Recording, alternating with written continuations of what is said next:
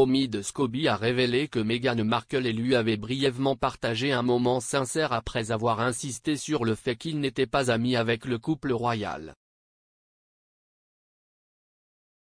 Après avoir pris ses distances avec les affirmations selon lesquelles il serait ami avec Meghan Markle et le prince Harry, Omid Scobie a levé le voile sur le partage d'un câlin avec la duchesse de Sussex. Le journaliste a récemment publié un livre explosif intitulé Endgame, présenté comme une enquête pénétrante sur l'état préoccupant de la famille royale moderne. Il a également été dit qu'il fournissait un aperçu unique de la lutte de la monarchie pour la survie, qui, selon beaucoup, provenait de son lien avec Meghan. Après avoir travaillé comme journaliste de célébrité et de divertissement, l'auteur est passé à la royauté lorsque le prince Harry et Meghan ont commencé à se fréquenter en 2016.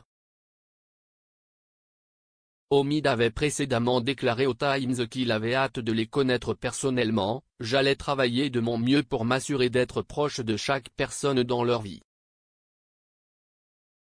Et devenez quelqu'un à qui, au minimum, les gens du palais sentent qu'ils peuvent s'adresser lorsqu'ils ont besoin de corriger une histoire. » Ces efforts ont apparemment porté leurs fruits, puisqu'Omid est devenu que l'un des 3 journalistes invités à couvrir le dernier engagement de Meghan en tant que membre royal en activité en 2020.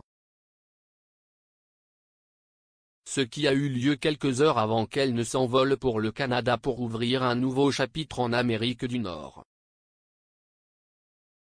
Selon son histoire dans Harper's Bazaar, les 2 hommes ont partagé un câlin d'adieu, alors que les émotions du départ imminent s'installaient enfin.